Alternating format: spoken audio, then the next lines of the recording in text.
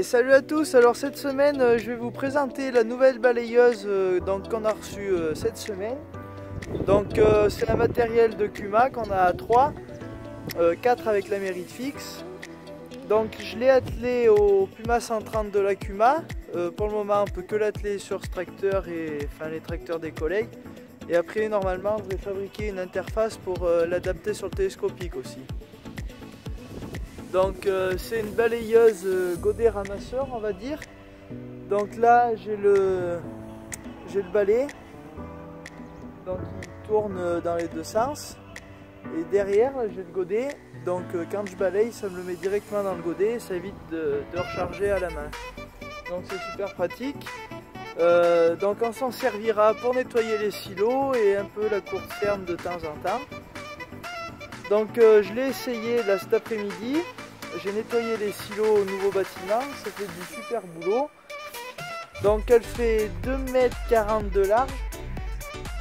C'est de la marque Figel pour ceux qui connaissent.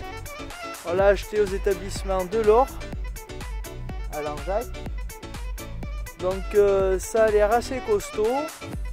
On verra l'utilisation. Le balai a l'air de très bonne qualité. Et elle a la particularité de... Quand on renverse le godet à fond pour vider, le balai il est libre quoi. Et du coup ce qu'on a ramassé ça tombe facilement. Il n'y a pas besoin de brancher de flexi pour faire lever le balai et pour pouvoir vider. Après il y a deux manivelles là qui servent à régler la hauteur de travail du balai on va dire. Donc ça fait des butées qui lève et qui baisse le balai en s'appuyant dans le godet. Donc je vous mets quelques passages vidéo et on se retrouve juste après et je vous explique comment ça s'est passé l'accident du télescopique.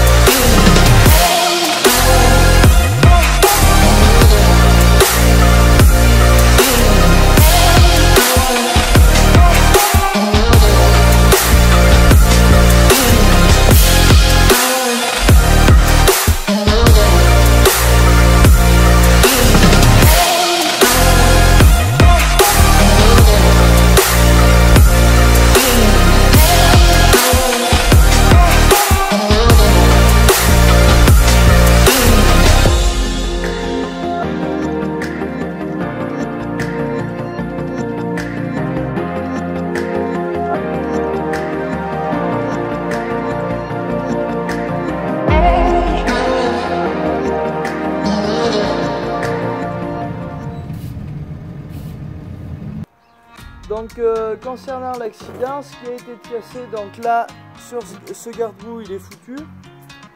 Il y a eu tout le bloc des distributeurs aussi qui a été cassé. Et la plus grosse panne qu'il y a eu dessus c'est le pont arrière qui est complètement foutu. Donc il est à réparer. Donc en attendant il y a les établissements Chapuis, donc concessionnaire marque JCB, qui nous ont prêté un télescopique. Donc c'est un télescopique de location qui coûte à peu près 30 € de l'heure. Donc on va l'avoir pendant toute la durée de réparation du télescopique et on les remercie beaucoup de pouvoir réagir aussi vite par rapport à ce genre d'incident qui peut y arriver. Donc là on a une machine qui est en très bon état et machine très polyvalente. Donc là je vais vous présenter le fonctionnement du télescopique. Donc il y a 3 plages de vitesse. Donc ça va de 1, 2, 3 et le mode D. Donc le mode D il sert à aller de 0 à 43 km/h sans s'occuper de rien. Donc c'est 100% automatique. Donc le télescopique il va de 0 à 20 en hydrostatique et au-dessus de 20 km/h il passe en power shift. Donc comme sur la grille super qu'on a avec qu'il a le blocage de différentiel. Donc après on peut passer en mode escargot en appuyant en faisant un premier appui lent pour passer en mode sur la plage 1, puis refaire un appui lent pour passer en mode escargot sur le bouton moins. Donc après il y a l'accélérateur à main, là on va dire. Donc on a un régime moteur de minimum 1500 tours minute et on peut monter jusqu'à 2500 en mode power, et en mode éco il est bloqué à 1800 tours minute. Donc après on peut soit le monter et soit le descendre, donc à l'aide de avec cette manette là-bas. Et une fois qu'on descend du télescopique, le régime moteur s'arrête tout seul, donc ça c'est pour des économies de carburant. Donc après, ce qui est bien en mode escargot, donc c'est le mode qui sert le plus en manutention, c'est qu'on peut régler la vitesse à ne pas dépasser du télescopique.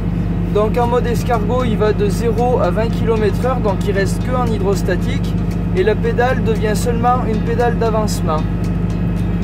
Donc là il va jusqu'à 20 km/h, et si on réduit la molette on peut l'ajuster en fonction du pourcentage qui est indiqué sur l'écran.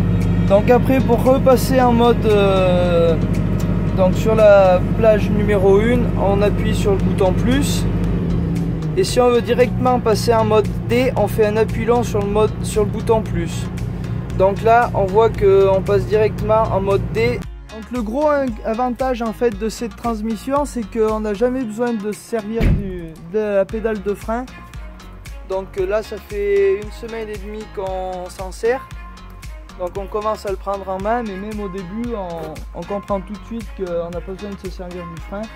Si on passe en mode escargot, en plus on n'a jamais besoin de chercher à avoir de la puissance si on le met avec l'accélérateur à main comme je vous faisais voir. Donc par rapport à l'Agri Super, et ben celui-là il est équipé tout en feu à LED. Il y a la sortie de pot d'échappement qui change. Voilà, donc après c'est tout le même à peu près. Il y a la clim en plus sur celui-là. Donc en plus de nous avoir prêté un télescopique, les mécanos de chez Chapuis ont pris le temps de nous remettre l'interface Manitou, vu qu'on est équipé tout en attelage Manitou. Donc on l'aura pour une durée indéterminée pour le moment, et ce télescopique. Donc tant qu'on n'a pas récupéré notre télescopique, on aura celui-là. Donc il est fort probable que vous le voyez en action pour les ensilages, si on l'a encore. On aimerait bien pouvoir s'en servir pour justement faire un silo et voir si c'est plus polyvalent ou pas que l'Agri Super, pour peut-être en avoir un plus tard sur l'exploitation.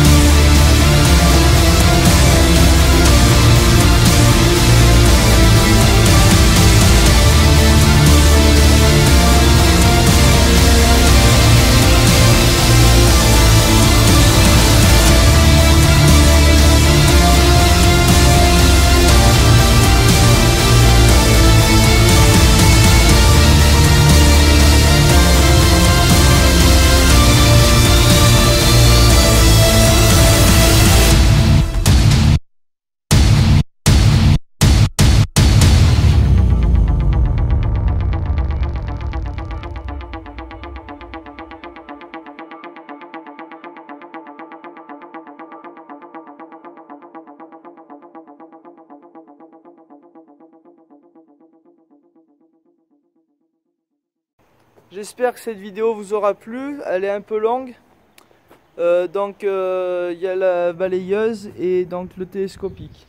Semaine prochaine, il y aura peut-être du semis de maïs. Ça dépend des conditions météo qu'il y aura. Et moi, je vous souhaite un bon week-end et je vous dis à la semaine prochaine. Allez, salut, bye bye.